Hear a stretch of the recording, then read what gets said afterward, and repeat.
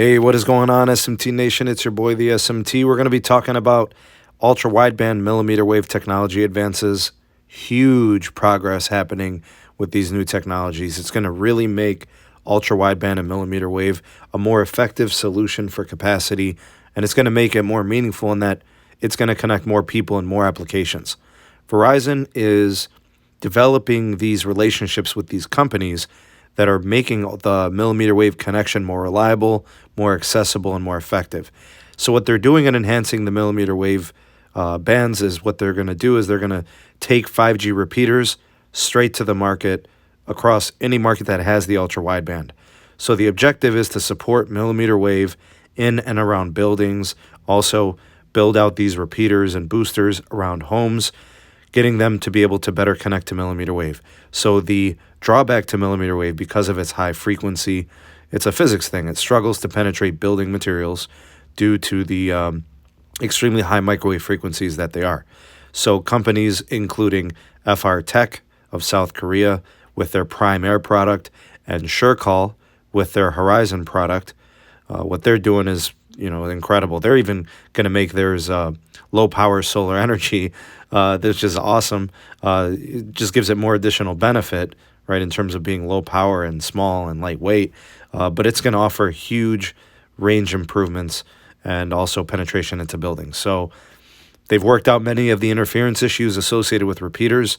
Verizon Wireless 5G Ultra Wideband currently is used for mobility and also home and business internet options.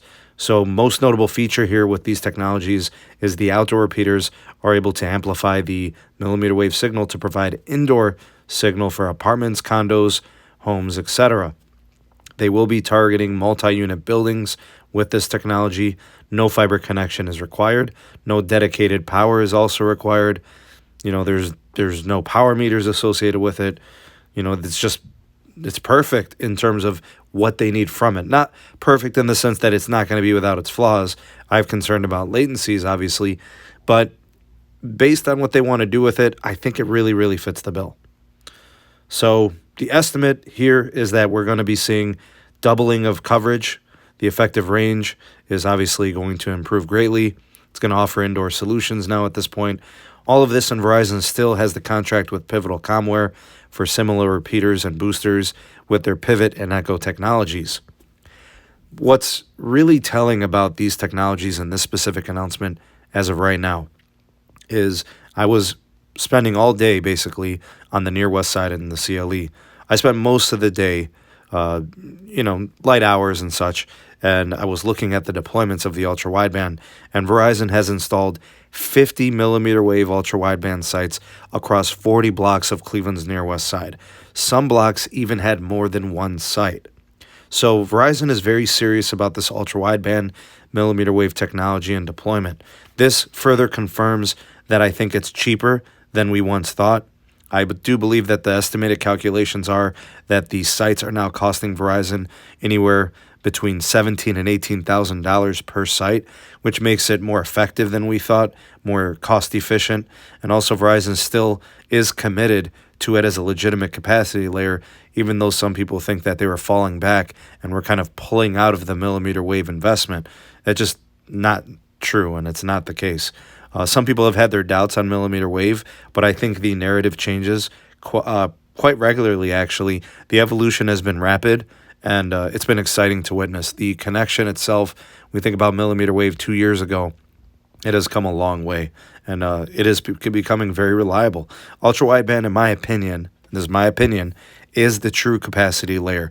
It's going to serve as the ultra capacity layer for Verizon in a lot of different settings, especially with home internet. It's also going to keep mid-band and sub-6 gigahertz bands free and clear, free of congestion risk. And we're talking about 1600 megahertz in holdings. They're currently deploying 800 megahertz, and we're seeing upwards of 3.5 gigs per second. So the ceiling is high on ultra wideband and millimeter wave, and this is very exciting. So I gave you some insight on the CLE and what's going on here. I also wanted to give you that update on the technologies and the boost that ultra wideband is about to experience.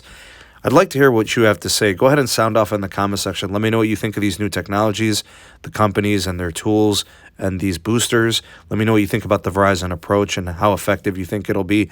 I'd love to hear what you have to say. The voice of the people, the SMT Nation, let your voice be heard. Thank you for taking this opportunity to watch the SMT YouTube channel. If you appreciated this video, give it a like and a share to all your favorite social media platforms. Thank you in advance for that. Also, check out some of the links in the description box. We have the SMT Patreon page. We also have the Twitter handle at SneedTech. And do check out the audio-only podcast available on all the major podcast platforms. And if you are new, have not subscribed, go ahead and hit that subscribe button and activate the bell notification icon so you never miss an upload from the SMT. We'll catch you on the next video. Peace.